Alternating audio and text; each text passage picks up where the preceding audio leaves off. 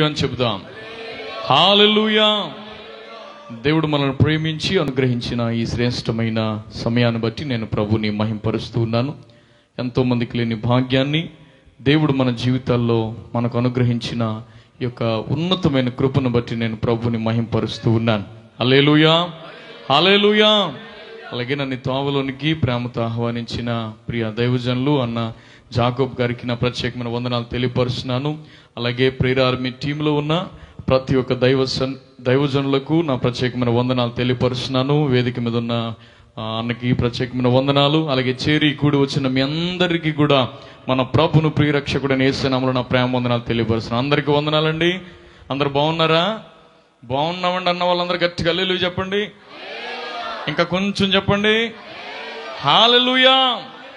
ఈ రీతిగా మనందరము మహాగణుడు మహోన్నతుడైన యేసయ్య నామాన్ని మహిమపరచడానికి మట్టివారమైన మనకు దేవుడిచ్చిన అవకాశం అని నేను భావిస్తూ ఉన్నాను. ఏమాత్రం ఆలస్యం చేయకుండా కొన్ని నిమిషాలు మనము ప్రభు సన్నిధిలో దేవుని వాక్యాన్ని ధ్యానం చేద్దాం రండి. పరిశుద్ధ గ్రంథమైన బైబిల్ నుండి అపోస్తలుడైన పౌలు ఎఫెసీ సంఘానికి రాసిన పత్రిక 3వ అధ్యాయం, ఎఫెసీలకు రాసిన పత్రిక 3వ అధ్యాయం 20-21 చదివిన తర్వాత 14 నుండి 19 వరకు కూడా చదువుదాం. మనలో కార్య సాధకమైన తన శక్తి చొప్పునను మనము అడుగు వాటి కంటెను ఊహించు వాటి కంటెను అత్యధికముగా చేయ శక్తి గల దేవునికి క్రీస్తు యేసు మూలముగా సంఘములో తరతరములు సదాకాలము మహిమ కలుగునుగాక. ఆమేన్. 14వ వచనం నుండి 19వ వచనం వరకు కూడా చదువుదాం. ఈ హేతువు చేత పరలోకమందును భూమి మీద ఉన్న ప్రతి కుటుంబము ఏ తండ్రిని బట్టి కుటుంబము అని పిలువబడుచు ఉన్నదో ఆ తండ్రి ఎదుట నేను మోకాళ్ళుని మీరు అంతరంగ పురుషుని యందు శక్తి కలిగి ఆయన ఆత్మ వలన బలపరచబడినట్లుగాను క్రీస్తు మీ హృదయములలో విశ్వాసము ద్వారా నివసించున్నట్లుగాను తన మహిమైశ్వర్యము చెప్పున మీకు దయచేయవలనని మీరు దేవుని సంపూర్ణత యందు పూర్ణులగునట్లుగా ప్రేమయందు వేరుపారి స్థిరపడి సమస్త పరిశుద్ధులతో కూడా దాని వెడల్పు పొడుగు లోతు ఎత్తు ఎంతో గ్రహించుకొనుటకు జ్ఞానమునకు మించిన క్రీస్తు ప్రేమను తెలుసుకొనుటకు తగిన శక్తి గలవారు కావాలనని ప్రార్థించుచు ఉన్నాను. దేవుడు ఈ పరిశుద్ధ వాక్యమును మన కొరకు ఆశీర్వదించి విరిచి వడ్డించునుగాక. గట్టిగా ఆమేన్ అని చెబుదాం. ఆమేన్. ఈ మాటను మనం ఆలోచన చేసినప్పుడు సంఘానికి అపోస్తలుడైన పౌలు రాస్తూ అంటున్నాడు, మనలో కార్య సాధకమైన తన శక్తి అనే మాట. ఇంకా మనము ఆలోచన చేస్తూ అదే వచనాన్ని ముందుకు వెళుతూ ఉన్నప్పుడు ఆయన అంటాడు, మనము అడిగే వాటికన్నా ఊహించే వాటికన్నా అత్యధికముగా చేయగలిగిన శక్తి దేవునికి ఉంది అని దేవుని శక్తిని ఇక్కడ ఉద్ఘాటించి మాట్లాడుతూ ఉన్నాడు. దేవునికి స్తోత్రం కలుగును గాక. దేవునికి ఉన్న శక్తి ఎలాంటిది అని మనం ఆలోచన చేసినప్పుడు మనలో కార్య సాధకం కలగజేసే శక్తి ఆయనకుంది. మనంతట మనము కొన్ని కార్యాలు సాధకం చేసుకోలేం. మనము కొన్ని కార్యాలు మనకు కలిగిన ధనాన్ని బట్టి, మనకు ఉన్న పలుకుబడిని బట్టి, మనకున్న పరిస్థితులను బట్టి ఒకవేళ ఏదైనా చేయగలమేమో కానీ మనకు ఎన్నో ఊహలుంటాయి, ఎన్నో ఆశపడతాం. మనం ఇది జరిగితే బాగున్ను, అది జరిగితే బాగున్ను, ఇలా జరిగితే బాగున్ను, నేను అనుకున్నాను లేక నేను కోరుకుంటున్నాను అని చాలా మందికి కోరికలు ఉంటాయి. అయితే వాటిని తీర్చుకునే శక్తి ఒకవేళ మనకు లేకపోయి ఉండొచ్చు. అయితే ఇక్కడ పౌలు ఏమని సంఘానికి రాస్తూ ఉన్నాడంటే, మొట్టమొదటిగా మీరు ఒకవేళ ఏదైనా కార్యము సాధకం కానప్పుడు ఇది నా శక్తి వలన కాదు అని ఒకవేళ మీరు వదిలేసినా, ఒకవేళ మీరు ఏదైనా ఊహించి నేను ఇలా ఉంటే బావును, అలా ఉంటే బావును అని ఊహించి కుటుంబంలో ఆశీర్వాదం రావాలని, కుటుంబంలో ఆ పరిస్థితి మెరుగుపడాలని, ఈ పరిస్థితి మెరుగుపడాలని ఎన్నో ఊహించినా ఒకవేళ ఏదైనా మీలో జరగకపోతే మనం ఆరాధించుచూ ఉన్న, సేవించుచూ ఉన్న దేవుడు మనలో కార్య సాధకము చేయడానికి శక్తి కలిగిన దేవుడు. గట్టిగా చప్పట్లు కొడుతూ ప్రభు నామాన్ని మహిమ పరుద్దాం. హల్లెలూయా. అంత మాత్రమే కాదట, మనలో ఊహకు మించినవి, మనము తలంచిన వాటికన్నా, అక్కడ రాయబడిన మాట చాలా అద్భుతమైన మాట, అడిగే వాటికంటేను ఊహించే వాటికంటేను శక్తి కలిగిన దేవుడు. దేవునికి స్తోత్రం కలుగును గాక. ఇదే పౌలు ఇక కొంచెం ముందుకెళ్ళి ఫిలిప్పీలకు రాసిన పత్రికలో అంటాడు, 3వ అధ్యాయము 21వ వచనములో ఏమనుంటదంటే, సమస్తమును లోపరుచుకొన జాలిన శక్తి కలిగిన దేవుడు. దేవునికి స్తోత్రం కలుగును గాక. ఏదైతే మనకు లొంగట్లేదో, ఏ పరిస్థితి అయితే మన చేతుల్లోనికి రావట్లేదో, ఏదైతే మనము లోపరుచుకోలేకపోతా ఉన్నామో, మనం ఆరాధించుచూ ఉన్న దేవుడు సమస్తాన్ని లోపరుచుకున్న శక్తి కలిగిన దేవుడు. దేవునికి స్తోత్రం కలుగును గాక. అట్టి శక్తి కలిగిన దేవుడు అని చెబుతూ అంటాడు ఆ పై వచనములో, ఆ తగిన శక్తి మీరును కలవారు కావాలని నేను మీ కొరకు ఏం చేస్తున్నాను అన్నాడు, ప్రార్థించుచూ ఉన్నాను అన్నాడు. దేవునికి స్తోత్రం కలుగును గాక. ఎఫెసీ పత్రికలో 3వ అధ్యాయము 19వ వచనంలో ఆ మాట మనం చూస్తాము. ఆ తగిన శక్తి గలవారు మీరు కూడా కావాలని. దేవుడు ఎంత శక్తితో తన కార్యాలు చేసుకుంటూ వెళ్తూ ఉన్నాడో, దేవుడు తన శక్తితో ఊహకు మించిన కార్యాలు ఎలా చేసుకుంటూ వెళుతూ ఉన్నాడో, సమస్తాన్ని లోపరుచుకొని ఒక ఉన్నతమైన రీతిలో ఎలాగైతే ప్రపంచాన్ని నడిపించుకుంటూ వెళుతున్నాడో, తగిన శక్తి దేవుని బిడ్డలమైన మనము కూడా కావాలనని దైవజనుడు ప్రార్థించుచూ ఉన్నాను అని దేవుని పేరట సెలవిస్తూ ఉన్నాడు. దేవునికి స్తోత్రం కలుగును గాక. ఈ రోజున ఈ కుటుంబ ఆశీర్వాద కూడికకు వచ్చిన మనలో కూడా దేవుని శక్తి నిన్న నేడు నిరంతరము ఏకరీతిగా ఉండి సర్వాన్ని పాలించుచున్న దేవుడు, సర్వశక్తి కలిగిన వాడుగా, పరాక్రమశాలిగా మన మధ్యలోనికి దిగి వచ్చుచూ ఉంటుండగా, నిశ్చయముగా అదే శక్తి మనలో ప్రవహించి మనలో కూడా నూతనమైన కార్యములు జరిగించునుగాక. మనము ఊహించిన వాటికన్నా, అడిగిన వాటికన్నా ఆయన ఉన్నతమైన కార్యములు మన జీవితంలో జరిగించునుగాక. ఏదైతే లోపరుచుకోలేకపోతున్నామో సమస్తాన్ని లోపరుచుకుని జాలిన శక్తి కలిగిన దేవుడు మన చేతులలో కూడా లోపరుచుకునే శక్తిని దేవుడు ఇప్పుడే అనుగ్రహించునుగాక. అట్టి శక్తి మనము కావాలని ప్రార్థన చెయ్యాలి. దేవునికి స్తోత్రం కలుగునుగాక. అట్టి శక్తి కలిగిన వారము కావాలని మనము మరింత దేవునికి మొర్రబెట్టాలి. దేవునికి స్తోత్రం కలుగునుగాక. ఇది ఎప్పుడు కలుగుతుంది? దేవుని శక్తి అనే మాట మనం చూస్తున్నాం. ఆయన ఇంకో మాట ఏమన్నాడంటే, ఈ లోకంలో కుటుంబము అని పిలువబడుతున్న ప్రతి కుటుంబం, ఏ తండ్రిని బట్టి మనము కుటుంబం అని పిలువబడుతున్నాం? మనము అందు గురించే అపోస్తులకు కూడా ఆయన గుర్తు చేశాడు. మీరు ప్రార్థన చేసినప్పుడు ఏమని ప్రార్థన చేయమన్నాడు? పరలోకమందున్న, అందరూ అనండి ఆ మాట, పరలోకమందున్న మా తండ్రి. దేవునికి స్తోత్రం కలుగును గాక. మనము తండ్రికి దూరం అయితే ఈ శక్తిని మనం పొందుకోలేం. ఒక రాజు రాజరికంలో శక్తి కలిగి సమస్తాన్ని పరిపాలించుచూ ఉన్నప్పుడు రాజకుమారుడైన వాడే తర్వాత సింహాసనాన్ని అధిష్ఠిస్తాడు. మనము కూడా పాట పాడతాం, రాజులకు రాజు అని, రాజుల రాజుల రాజు అని పాడతాం. అంటే ఆయన రాజులకు రాజు అంటే ఆయన బిడ్డలమైన మనం కూడా మాట్లాడాలి. మీరు ఎవరమని? అది సంగతి. ఈ లోకములో కుటుంబం అని పిలువబడుతున్న ప్రతి కుటుంబం, ఏ తండ్రిని బట్టి అయితే కుటుంబం అని పిలువబడుతుందో ఆ తండ్రి అధికారానికి, ఆ తండ్రి ఇంటిలో, ఆ తండ్రి రక్తము చేత, ఆ తండ్రి ఆత్మ చేత ఏ బిడ్డ అయితే నడిపించబడతాడో మన జీవితంలో కూడా అదే శక్తి పనిచేస్తుంది. గట్టిగా చపడకూడదు, ప్రభు నామాన్ని పనిచే, అందరూ దేవుని నామాన్ని మహిమ పరుద్దాం. Oh glory be to lord, హల్లెలూయా. ఇక్కడ ఆ క్రీస్తును బట్టి సంఘములో తరతరములకు సదాకాలం దేవునికి మహిమ రావాలంటే నీలో కూడా ఆ శక్తి ప్రపంచం చూడాలి. దేవునికి స్తోత్రం కలుగును గాక. ఏదో ఒక్కసారి దేవుని మహిమను మనము చూసి ఏదో ఒక చిన్న కార్యం జరిగిందండి, ఏదో అనుకున్నది ఇది జరిగిందండి, దాన్ని బట్టి ఏదో ఒకసారి నువ్వు దేవుని మహిమపరచడం కాదట. సంఘములో తరతరములకు, ఆ మాట మీరు చూస్తే తరతరములకు సదాకాలం దేవునికి ఏం రావాలి? మహిమ రావాలి. దేవునికి స్తోత్రం కలుగును గాక. సదాకాలం ఆయనకు నీవు మహిమ తెచ్చే బిడ్డగా ఉంటే దేవుడు నీలో జరిగించే కార్యాలు ఏంటో తెలుసా అండి? దేవుడు నీలో జరిగించే కార్యాలు ఏంటో తెలుసా?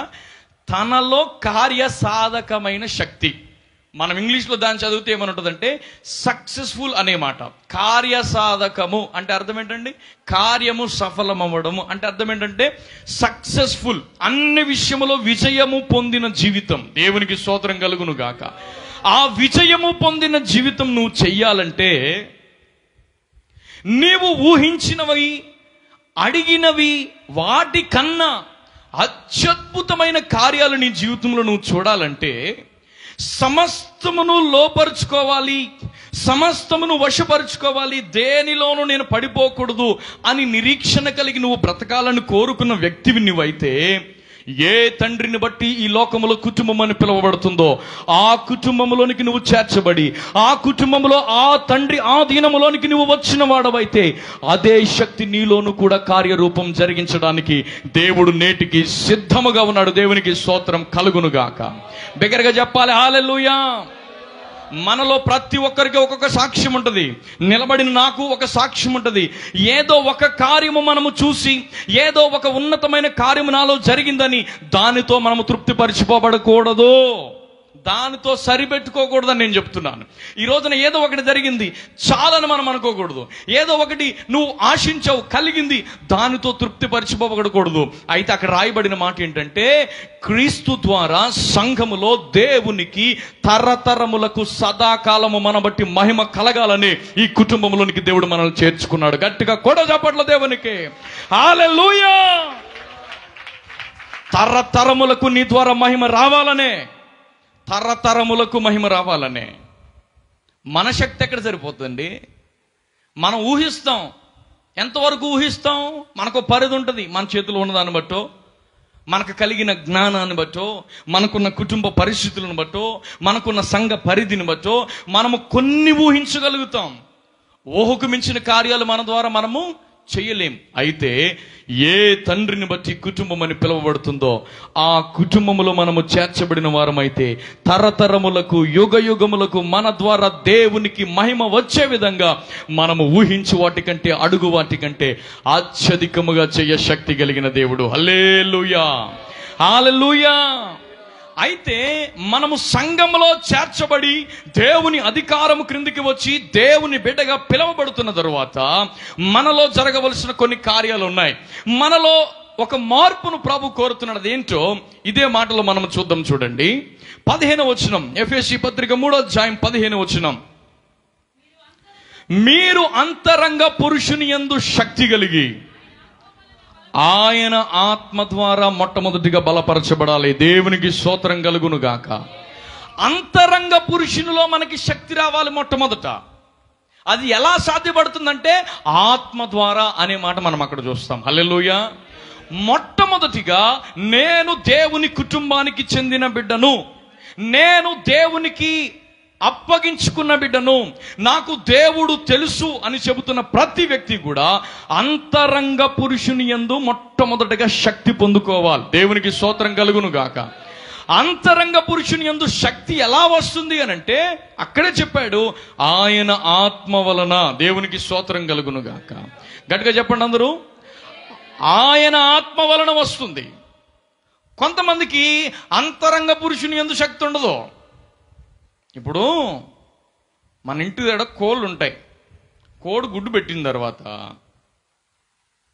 గుడ్డు కిందకి అది పెట్టిన కోడి గుడ్లన్నీ తినకోకుండా నోరు కట్టుకుని ఆ గుడ్లన్నీ తీసి గడ్డి తెచ్చి, మీరు ఎప్పుడు కోడంటే ఏంటన్నాడు చూస్తున్నారు. నేను ఇంకా మీరు ఎప్పుడు చేయలేదా? ఏమంటారు దాన్ని? గుడ్లు పొదిగించడం అంటాం కదా, అది సంగతి. గుడ్లు తెలుసు కదా, ఆ గుడ్లన్నీ తీసుకొచ్చి కోడి కింద పెడితే 21 రోజుకి ఆ కోడి గుడ్లోంచి ఏమవుతుందండి? సేమ్ తల్లి ఎలా ఉందో అలాంటిదే వస్తుందా రాదా? ఆ కోడిగుడ్ని మీరు ఆలోచన చేయండి.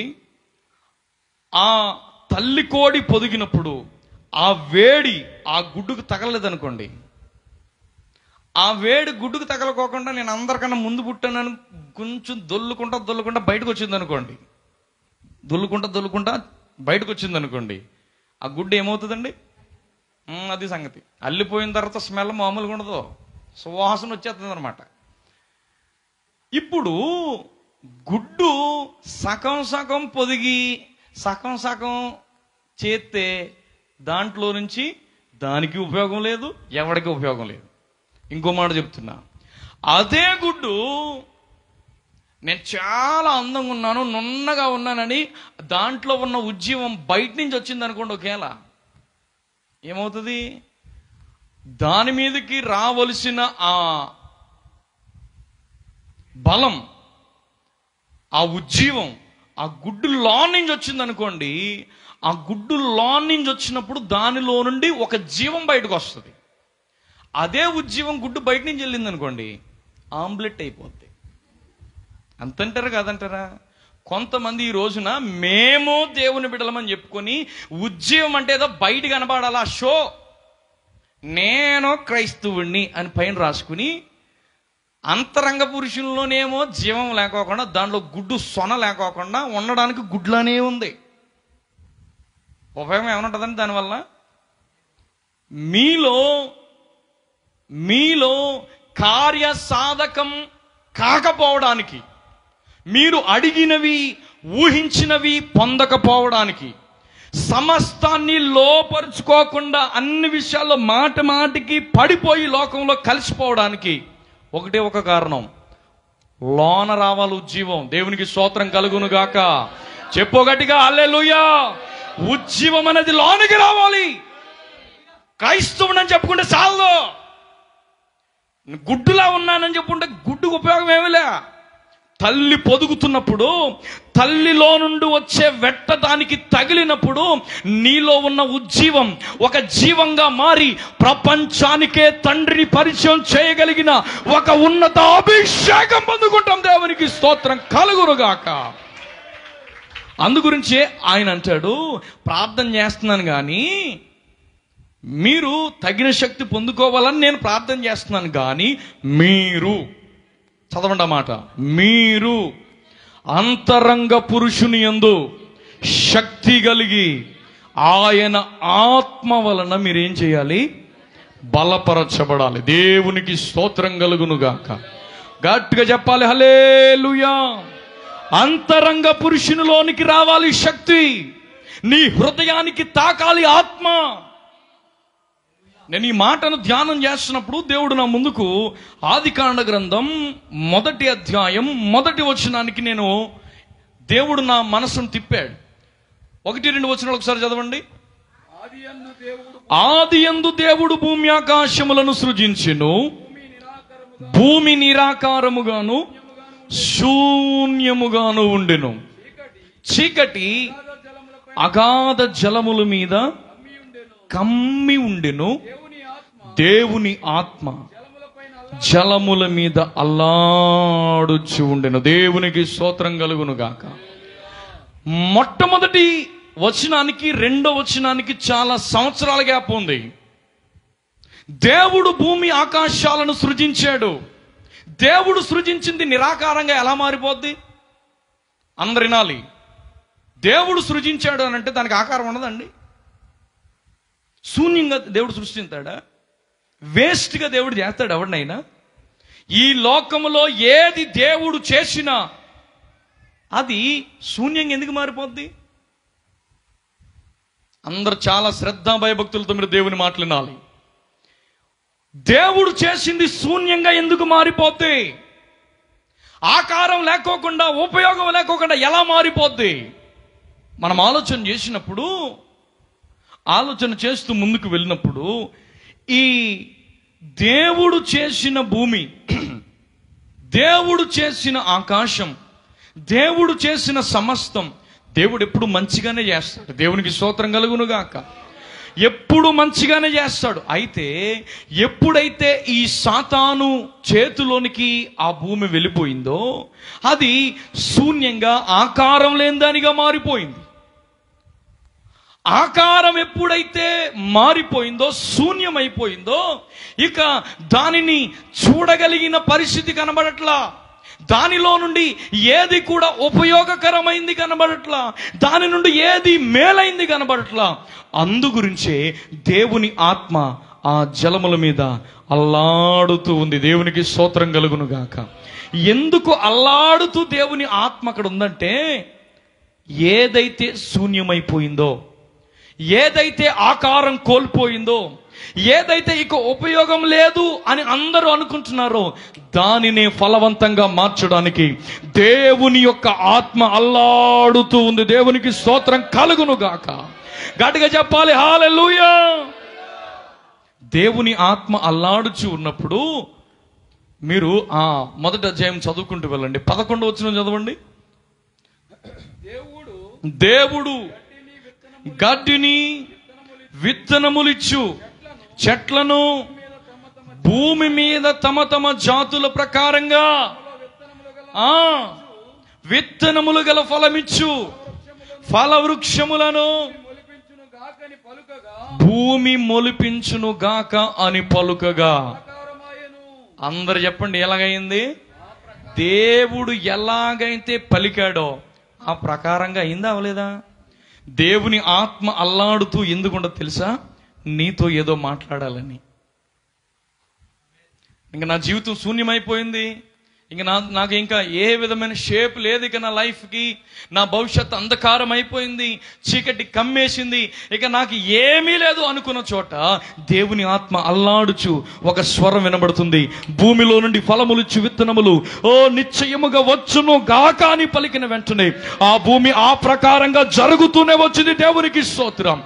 దేవుడు ఆత్మ, దేవుడు చెబుతున్న మాట నువ్వు వినగలిగితే నీ పరిస్థితి ఎలాంటిదైనా, ఏది లోపరుచుకోలేకపోతున్నా, ఏది ఆశపడుతున్నా, ఎంతో కాలముగా నువ్వు అడిగి అడిగి అడిగి పొందలేకపోతున్నా, ఈ రాత్రే దేవుడు నీకు ఒక అద్భుతం చేయడానికి ఆత్మరూపుడుగా మన మధ్యలోనికి దిగి వచ్చి ఉన్నాడు. కొడు చప్పట్లో హల్లెలూయా. దేవుడు ఆత్మ అల్లాడుచు ఉంటుండగా ఆయన పలుకుతున్న మాట నీ హృదయంలోనికి వెళ్ళనివ్వాలి. నువ్వు భూమి నిరాకారం అయిపోయిందండి, శూన్యమైపోయింది. అయితే దేవుడు చెప్పే మాట ఏందంటే, భూమి ఫలించుదువుగాక అన్నాడు. ఫలం ఇచ్చిందా లేదా? అందు గురించి మీరు తిట్టేటప్పుడు ఎవరిని వేస్ట్ గాడు, యూజ్లెస్ ఫెలో, పనికి మనలోడు అనకూడదు. వాళ్ళని ఏదోలాగా దేవుని ఆత్మ సంచారం జరిగించుచున్న చోటకి మీరు తీసుకుని వస్తే దేవుని ఆత్మ అల్లాడుతుంది, దేవుని మాట వినబడుతుంది.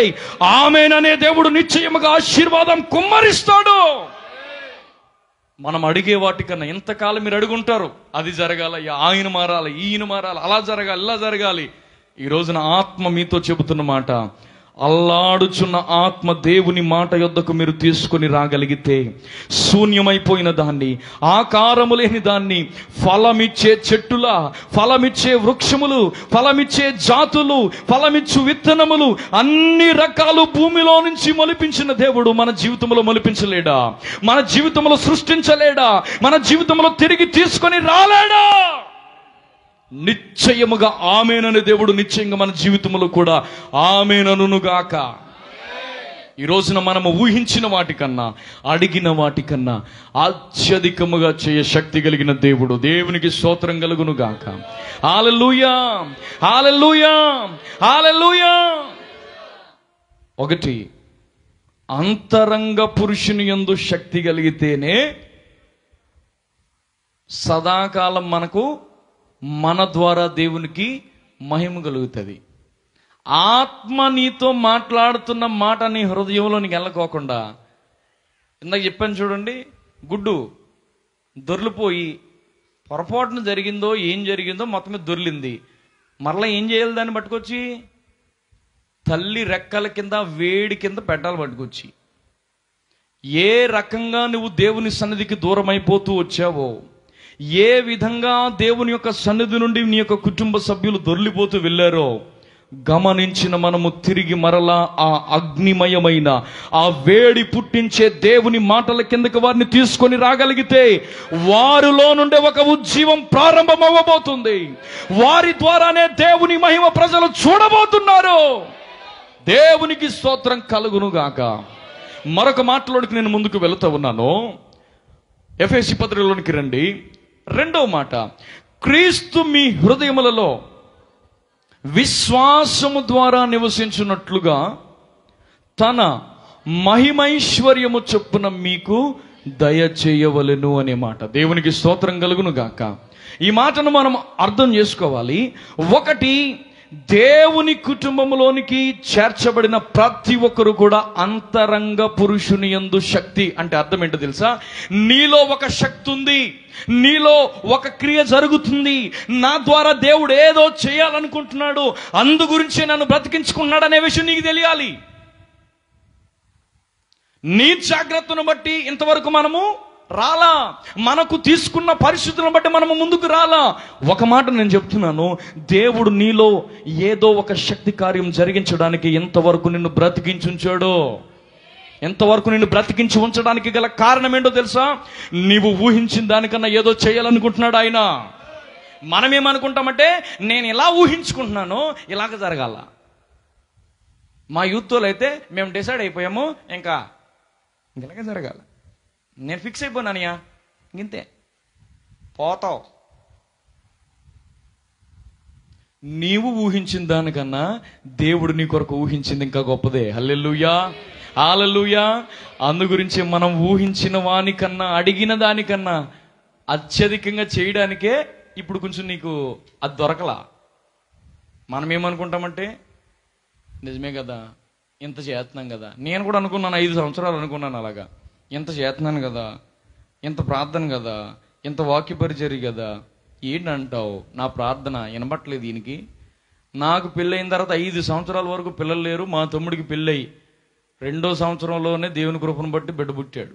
ఆడికి ఇంకో సంవత్సరం ఆగేటప్పటికి పాప పుట్టింది. నాకు మాత్రం సీమ సిడుక్కుమని లేదు ఎక్కడ. వినండి. సంఘంలో కూడా చాలా మందికి తెలుసు, మీరందరూ కూడా ప్రార్థన చేశారు. 5 సంవత్సరాల తర్వాత ఆశ్చర్యకరంగా నేను ఊహించిన దానికన్నా, అడిగిన దానికన్నా ఒక ఉన్నతమైన బహుమానాన్ని దేవుడు నా చేతిలో పెట్టాడు. కోటొకటిగా చెప్పట్లో దేవునికి స్తోత్రం కలుగును గాక. అదండి ఆయన రేంజో. నేను అనుకున్నదే జరగాలనుకున్నాను అనుకోండి, తిరిగాం మలికిపురం హాస్పిటల్, ఏది బాలా పిన్నే ఎక్కడంటాం మరి ఇప్పుడు జగన్పేటలో అక్కడ కూడా వెళ్ళాం, అక్కడ కూడా అవ్వాల. ఈ లోపల కరోనా, 2 మాస్కులు పెట్టుకుని తిరుగుతున్నాం. ఎందుకు? ఏమైనా సరే మేము అనుకున్నాము, మాకు పిల్లోడు రావాలా, ఈ నిందలు పోవాలా, ఈ కన్నీరు పోవాలా, తిరుగుతున్నాం. మేము అనుకుని తిరుగుతున్నాం. అలాగా ఎక్కడి నుంచి మొదలెట్టాం, సగ్గినీడిపల్లి నుండి రాజమండ్రి వరకు తిరిగామండి. ఏంటి? మేము అనుకుని. దేవుడు ఏం చేశాడు తెలుసా? వీడికి ఇలా కాదని ఫుల్ లాక్డౌన్ చేశాడు. 2 సంవత్సరాలు ఫుల్ లాక్డౌన్. ఇంక బయటకు వచ్చి పని లేదు. ఇక ఇంటికాడికి వచ్చి పొద్దున్న టిఫిన్ చేయడం, మోకాళ్ళు వేయడం, టిఫిన్ చేయడం, మోకాళ్ళు వేయడం, ఇదే పని. దేవుని దగ్గర మేము ఏదైతే అడిగామో, ప్రభువా మా నింద తీసేయి నాయనా, మా అవమానాలు కొట్టేయి ప్రభువా. ఎందుకో తెలుసా? నేను అడిగి ఎందుకు పొందుకోలేకపోయానంటే, నా ప్రార్థన అప్పుడు మారింది. నాకు కలిగిన మేలును బట్టి తరతరాలకి సదాకాలం నీకు మహిమ రావాలి ప్రభువా. ఆ విధమైన బిడ్డ నాకు ఈయనని ప్రార్థన చేయడం మొదలెట్టామో, నిశ్చయంగా శక్తి కలిగిన దేవుడు, సమస్తాన్ని లోపరుచుకొని జాలిన శక్తి కలిగిన దేవుడు, బలహీనతలు ఏమైపోయో తెలీదు, ఇబ్బందులు ఏమైపోయాయో తెలీదు, అద్భుతము చేసి ముగించాడు ఆయన. దేవునికి స్తోత్రం కలుగునుగాక. నీవు అనుకున్న జరగాలని కాదు ప్రార్థన చేయడం, నా మహిమ నిమిత్తం, నా నామమున మీరేమడిగినా నా తండ్రి మహిమపరచబడు విధంగా నేను మీకు చేస్తానని చెప్పాడా లేదా? దేవునికి స్తోత్రం కలుగును గాక. ఆ మాట ఒకసారి చదువుదామా? Praise the lord, hallelujah. ఎక్కడ? మత్తయి సువార్త 7వ అధ్యాయం 7వ అధ్యాయమేనా?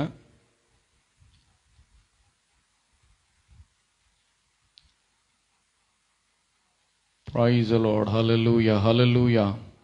చూడండి ఎక్కడ, చదవండి. నా నామమున ఏమడిగినా చేస్తానని మాట. యోహాను సువార్త, మత్తయి సువార్త. Thank you lord. Hallelujah, hallelujah, hallelujah. దొరకలేదా?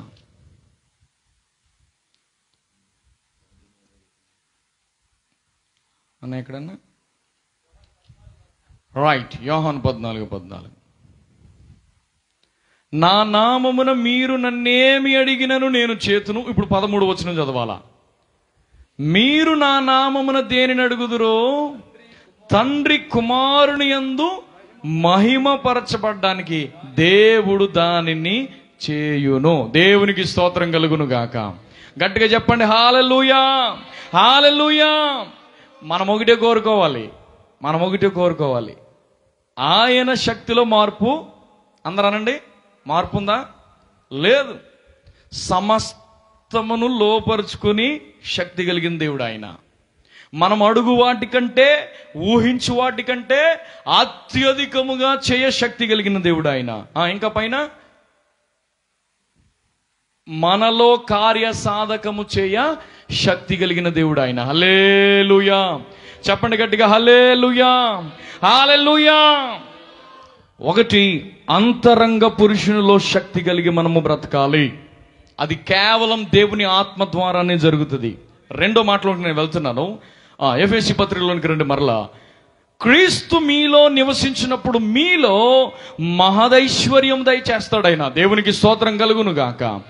ఎప్పుడైతే మనము క్రీస్తు మనలో ఉండే విధంగా దేవుని ఆత్మ మనలను ప్రేరేపించినప్పుడు, క్రీస్తు అనగా దేవుని వాక్యం, ఆ వాక్యము మనలో నిలిచి ఉండే విధంగా మనము ఎప్పుడైతే జాగ్రత్త పడతామో మనలో నుండి మహిమైశ్వర్యము కలగజేస్తాడు ఆయన. దేవునికి స్తోత్రం కలుగును గాక. అంటే నీకు నీవు ప్రయోజనకరంగా ఎప్పుడు మార్చబడతావో, తర్వాత నీ ద్వారా అనేక మందికి ప్రయోజనకరంగా దేవుడు నిన్ను వాడుకుంటాడు. దేవునికి స్తోత్రం కలుగును గాక. క్రీస్తు మీలో నివసించినప్పుడు మహదైశ్వర్యము మీకు దయచేయును అనే మాట 65వ సంకీర్తనలో ఒక మాట ఉంటుంది చూడండి, 9వ వచనంలో. 65వ సంకీర్తన 9వ చరణం. నీవు భూమిని దర్శించి దానిని తడుపుచున్నావు, దానికి మహదైశ్వర్యము కలగచేయుచు ఉన్నావు. దేవుని నది నీళ్లతో నిండి ఉన్నది. భూమిని నీవు అట్లు సిద్ధపరచుకున్న తర్వాత వారికి ధాన్యము దయచేయుచు ఉన్నావు. దేవునికి స్తోత్రం కలుగును గాక. చెప్పండి గట్టిగా హల్లెలూయా. పౌలు రాసిన దాంట్లో ఆయన ఏమన్నాడంటే, క్రీస్తు మీలో నివసించినప్పుడు ఆయన మీకు మహదైశ్వర్యం దయచేస్తాడు అని రాశాడు. కీర్తనాకారుడు ఏమంటున్నాడంటే, దేవుడు భూమిని అంటే ఒక మట్టిని అని కాదు, మనలను దర్శించినప్పుడు, భూమి మీద ఉన్న మనుషులను దర్శించినప్పుడు, తడిపినప్పుడు, అక్కడ రాసిన మాట మీరు అండర్లైన్ చేయవలసిన మాట, దానికి. అలాగే ఉందా? అలాగే ఉందా బైబిల్లో? చదవరా. 65వ సంకీర్తన 9వ చరణం చదువు. తీయలేదు అసలు నువ్వు. నీవు భూమిని దర్శించి దానిని తడుపుచూ ఉన్నావు, దానికి మహదైశ్వర్యం కలగజేస్తున్నావు. వినాలి. మొట్టమొదటిగా దేవుని ఆత్మ, దేవుని దర్శనం, దేవుని తాకిడి నిన్ను ఎందుకు దర్శిస్తుందంటే, ముందు నీకు మహదైశ్వర్యం కలగాలి, నీకు నీవు ప్రయోజనకరంగా మార్చబడాలి, నీవు ఎంత విలువైన వాడువో నీకు అర్థం అవ్వాలి ముందు. దానికి మహదైశ్వర్యం. తర్వాత మాట మీరు చదవండి. భూమిని అట్లు సిద్ధపరిచిన తరువాత దానికా వారికా, ఈ మాట మీరు అండర్లైన్ చేయాలి. దానికి కలగజేస్తున్నాడా వారికా? చూడండి, వారికి మొట్టమొదటిగా దానికి. ఎప్పుడైతే నీ విలువేంటో నువ్వు తెలుసుకుంటావో, నువ్వు అడగకుండానే నిన్ను ఉపయోగించుకొని వారికి అంటే జనములకు ఆశీర్వాదకరంగా దేవుడు నిన్ను మారుస్తాడు. దేవునికి స్తోత్రం కలుగును గాక. దేవుడు నిన్ను దర్శించుచున్న కాలం నువ్వు ఎరగలేదా? దేవుడు నిన్ను దర్శించుచున్న కాలము నువ్వు ఒకవేళ గమనించలేదా? నీ జీవితంలో ఎప్పుడు శూన్యమే, ఎప్పుడు నిరాకారమే, ఎప్పుడు చీకటి అలుముకుని పోతుంది. దేవుని ఆత్మ అల్లాడుచు పలుకుతున్న మాట నువ్వు గ్రహించగలిగితే, ఏదైతే శూన్యమైపోయిందో, ఏదైతే నిరాకారమైపోయిందో, ఏదైతే ఉపయోగం లేకుండా చీకటి కమ్మేసిందో, దానిని ఫలవంతంగా దేవుడు మార్చాడంతే. దేవునికి స్తోత్రం కలుగును గాక. ఆయన శక్తి కలిగిన వాడు, ఆయన మాట మారదు. నువ్వెవరైనా సరే దేవుడు నిన్ను దర్శించుతున్న కాలాన్ని నువ్వు ఎరగాలి. ఆ మాట లూకా సువార్తలో చదువుతాం. దేవుడు నిన్ను దర్శించిన కాలం. లూకా శుభవర్తమానం 19వ అధ్యాయం 42వ వచనం నుండి. లూకా శుభవర్తమానం 19వ అధ్యాయం 42. నీవును, ఈ మాట మీరు అండర్లైన్ చేయండి, నీవును, మరలా నీవును ఈ నీ దినమందైనా, వింటున్నారా? రేపు చూద్దాం కాదు, వినాలి, అందరు వినాలి.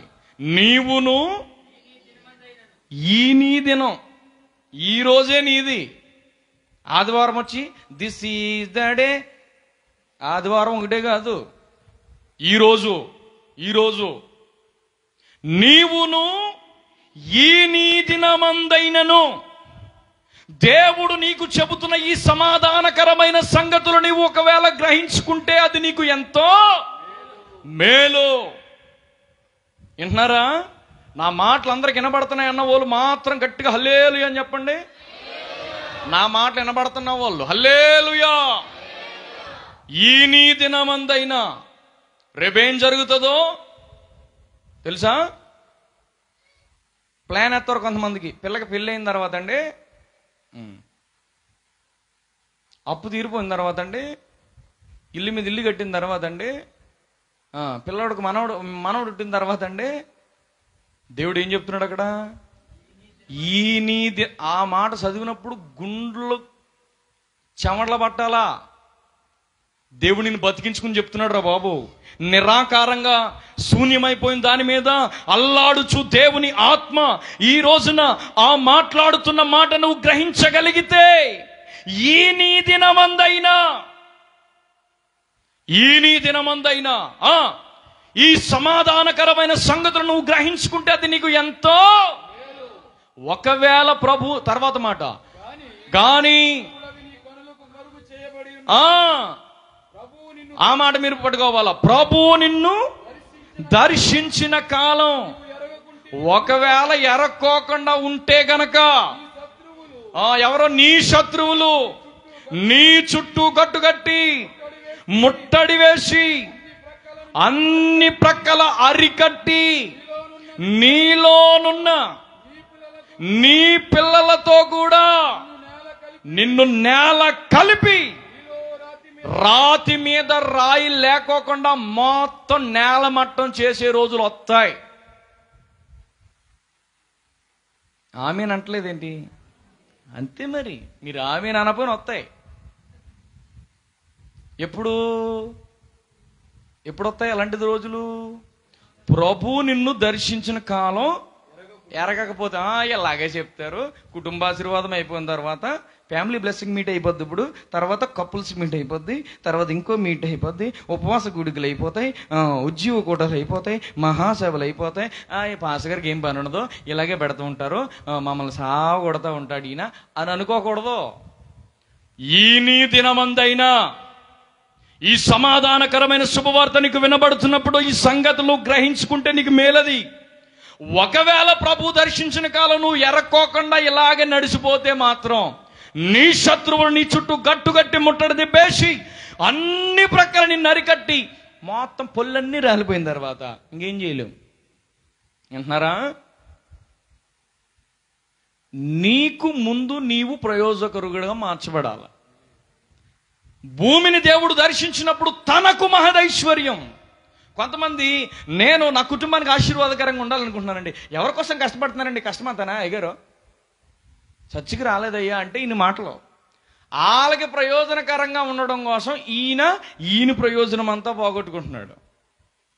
ఇప్పుడు హాస్పిటల్ బెడ్ మీదకి వెళ్ళిపోయి శిలాని బాటిల్ పెట్టేసిన తర్వాత ఫాస్ట్ గారు ఎక్కడ ఉన్నారు ఫోన్ చేయండి. బాబాయ్ ఏమొచ్చేసిందిరా బాబు భక్తినిగా. ముందు నీకు నువ్వు ప్రయోజనకరంగా మార్చబడాలా వద్దా?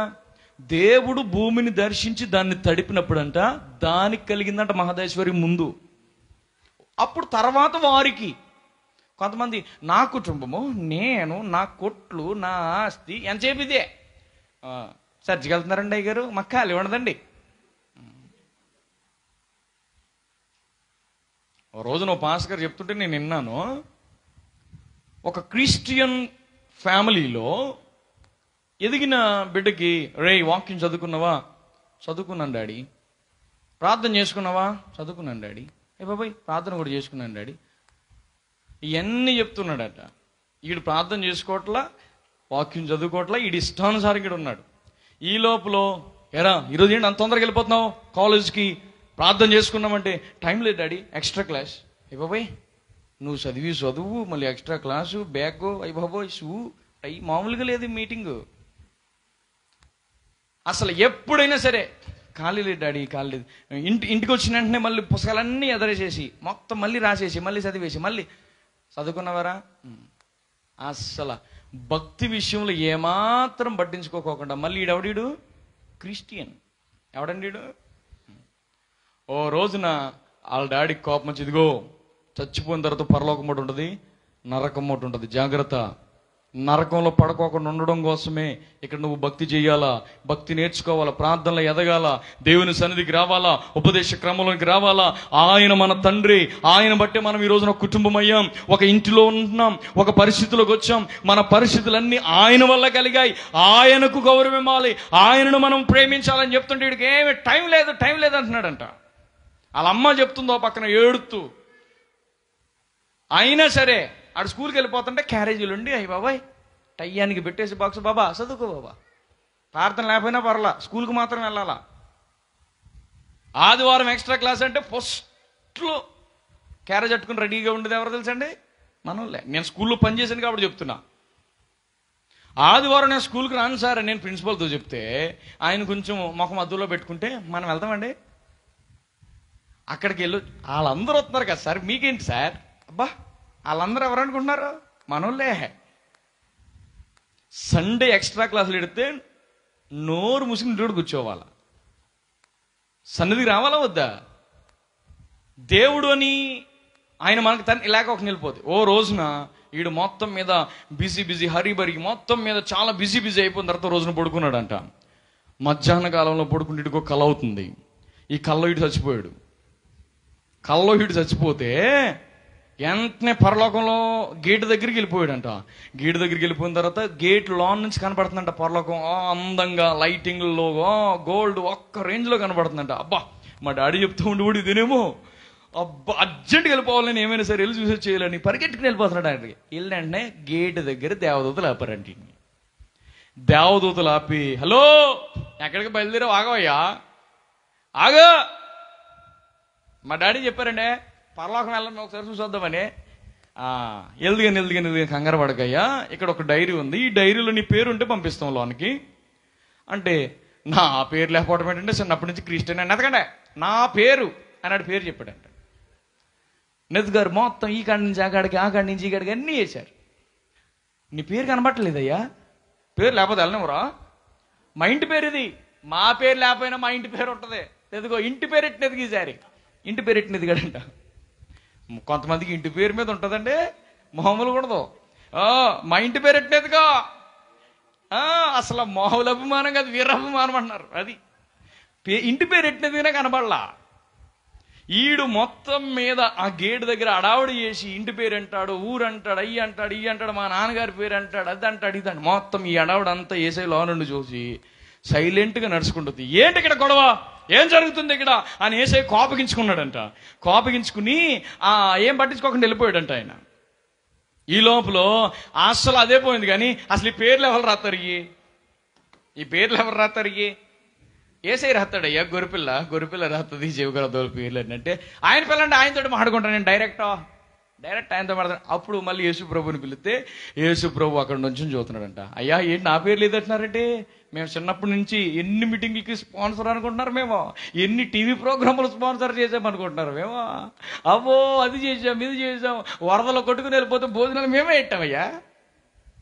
ఇవన్నీ చెప్తుంటే ఈ పేర్లు నువ్వే రాస్తావు, నా పేరు నేను కనబట్టలేదు ఏంటంటే, అప్పుడు ఆయన అన్నాడంట, నీ పేరు రాద్దామని నేను చాలాసార్లు అనుకున్నాను కానీ నాకు టైము, అది సంగతి. నేను నీ పేరు రాద్దామని అనుకున్నాను కానీ నాకు టైము దొరకలా. నువ్వు పడమటపాలెంలో ఆఫ్టర్లో బుడ్డగాడురా నువ్వు, నేను సర్వలోకాన్ని పరిపాలించే దేవుణ్ణి, నీకే ఖాళీ లేనప్పుడు నాకు ఖాళీ ఉంటుందా?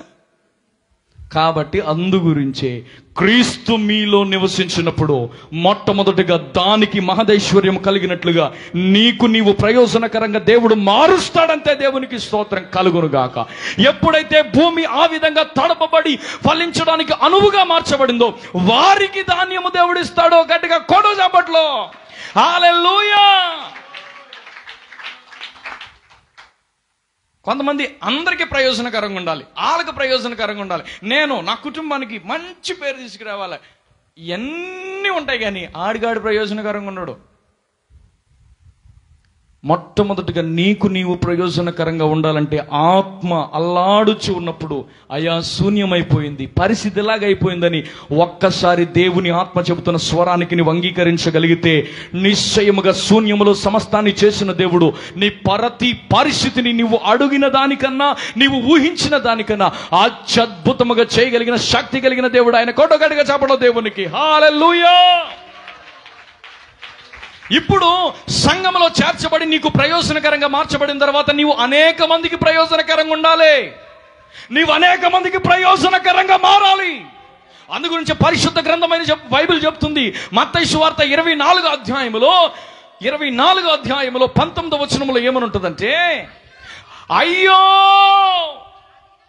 ఆ దినములలో గర్భిణీలకు పాలిచ్చు వారికి. ఈ మాట మీరు ఒకసారి ఆలోచన చేయండి. ఎందుకు ఆ దినములో గర్భిణీ స్త్రీలకు శ్రమ, ఎందుకు పాలిచ్చే వారికి శ్రమ అంటే పాలిడు తప్ప. గర్భిణీ స్త్రీలు దేవుని ఆశీర్వాదం పొందినవారు కదా, అది తప్ప. మీరు ఆలోచన చేయండి. ఈ రోజున ఈ మాటలు వింటున్న మీ జీవితంలో దేవుని రాకడ దినము లోపులో మీకు మాత్రమే ప్రయోజనం కాకుండా అనేక మందికి ఆశీర్వాదకరంగా మీరు మార్చబడకపోతే మీకు శ్రమ. గర్భిణీ స్త్రీ అంటే అర్థం ఏంటంటే పొట్టలోనే పెట్టుకుంటుంది పిల్లని, బయటికి రాదు. ఆవిడ్ని గర్భిణీ స్త్రీ అంటారు. వింటున్నారండి? ఎంతకాలం అయినా ఆ గర్భంలో ఉన్న శిశువు అట్టే మోసుకుంటూ తిరుగుతుంది అనుకోండి, ఉపయోగమా అండి? మాట్లాడట్లేదు మీరు. కొంతమంది ఎంతకాలమైనా ఆడి నడిచే ఏజ్ వచ్చిన పాలు ఎత్తానే ఉన్నారనుకోండి, ఉపయోగమండి ఆడు వల్ల ఎవరికైనా?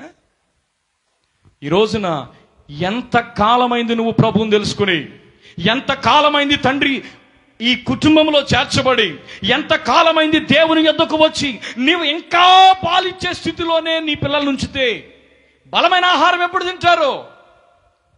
కనీసం పాలు తాగే పరిస్థితుల్లోనికి రాకోకుండా ఇంకా అయిపోయి నా బంగారు కొండ అని చెప్పి లోనే మోసుకుని తిరుగుతావా? పాలిచ్చే వారికి శ్రమ అంటే అర్థం ఏంటో తెలుసండి? వాళ్ళకి బలమైన ఆహారం ఏముండదండి. పొద్దుట్లేసి నీ రాకపోకలు ఎందుకు యెహోవా నీకు తోడుగా ఉండును ఆమెనా వెళ్ళరా. పొద్దుట్లేసి కూర్చొని యెహోవా నాకు కాబట్టి నాకు లేని కలగదండి, నేను మాత్రం తిని పడుకుంటాను అంతే. నీకు ప్రయోజనకరంగా దేవుని కృపను బట్టి మార్చబడ్డావు. ఇందాక సేవకుల మాట చెప్తున్నప్పుడు ఆరాధన సరిపోద్దండి, అసలు వాక్య పరిచయం అవసరం లేదు. ఇయ్యాల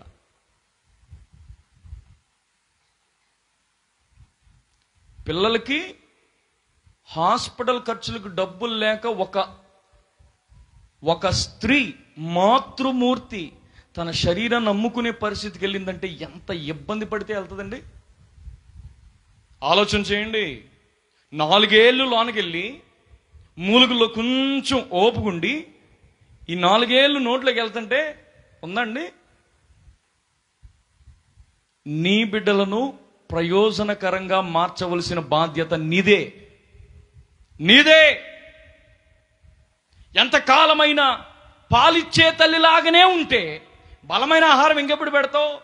ఆ దినమున శ్రమలో ఇబ్బందులను గెలిపోయే భయంకరమైన దుర్దినాలు రాబోతున్నాయి. దేవుని రాకడ సూచనలు మొత్తం అంతా కనబడుతూ ఉంటే ఇంకా పాలిచ్చే తల్లిగా, ఇంకా గర్భిణీతోనే ఉండి కనీసం ఒక్కరిని కూడా కనని భయంకరమైన దుస్థితిలో ఉంటే అది శ్రమ. ఈ కుటుంబ ఆశీర్వాద కూడికకు వచ్చిన నీవు ఆశీర్వదించబడిన వ్యక్తివి అని తెలవడానికి అర్థమేంటో తెలుసండి. గర్భిణీ స్త్రీ ఆశీర్వదించబడిందంటే 9 మాసాలు అయిపోయిన తర్వాత, 19 రోజులు అయిపోయిన తర్వాత, ఇంకో 2 నెలలు అయిపోయిన తర్వాత ఇంకా గర్భవతిగానే తిరుగుతుంటే అది ఆశీర్వదించబడిన స్థితి. అది మాట్లాడాలి మీరు. ఎంతకాలమైనా ఆ గర్భంలో ఉన్న శిశువుని అట్టే పెట్టుకుని తిరుగుతుంటే అది ఆశీర్వదించబడిన స్థితి. జబ్బు వస్తుంది, తర్వాత స్కానింగ్ చేసి చెప్తారు చచ్చిపోతే తల్లని. చెప్పరా అండి? ఏమైనా జరగచ్చు. కొంతమంది ఏమనుకుంటున్నారంటే పర్వాలేదండి, పర్వాలేదు అనుకుంటే కుదరదు. నీవు ఒక బిడ్డకు జన్మనివ్వాలి. నీవు ఒక బిడ్డకు, నీ జీవితంలో నీ ద్వారా ఒక ఆత్మనైనా ప్రభు కుటుంబంలోనికి నువ్వు తీసుకొని రావాలి. అప్పుడే బర్త్డే అయినా ఇంకోటి ఏదైనా, నువ్వు అసలు బిడ్డనే కనకపోతే సీమంతం చేసుకుని ఉపయోగం ఏముంది? ఉందా ఉపయోగం? ఈ రోజున ప్రభు నీ జీవితంలో ఎన్నో వేడుకలు చేసుకునే విధంగా దేవుడు నిన్ను ఆశీర్వదించాడు. దేవుడు నీ కన్నుల ఎదుట ఎంతో ఆశీర్వాదం నీ కన్నులతో చూసే కృప ఇచ్చాడు. ఇంకా గర్భిణీ స్త్రీగానే ఉండకూడదు, ఇంకా పాలిచ్చే తల్లిలానే ఉండకూడదు. నీవు ఆశీర్వదించబడిన వ్యక్తివి అని తెలియడానికి రుజువు ఏంటో తెలుసా? దేవుడు భూమిని దర్శించి దాన్ని తడిపినప్పుడు దానికి మహదైశ్వర్యం కలిగింది. తర్వాత వారికి ధాన్యం ఇచ్చింది అదే భూమి. దేవునికి స్తోత్రం కలుగును గాక. దేవుని నది ఎప్పుడు కూడా నీళ్లతో నిండే ఉంది నిన్ను తడపడానికి. ఆయన ఎప్పుడూ రక్షింప నేరకుండా ఆయన హస్తం అవ్వదంతే. దేవుని హస్తం కొరచేయం కాదు, దేవుని నది నీళ్లతో. అందుగురించి సామెతల గ్రంథంలో మాట ఉంటుంది, నాకు చాలా బాగా నచ్చిన మాట.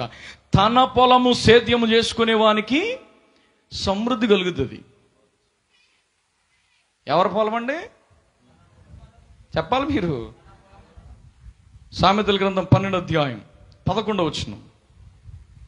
తన పొలము సేద్యము చేసుకునే వానికి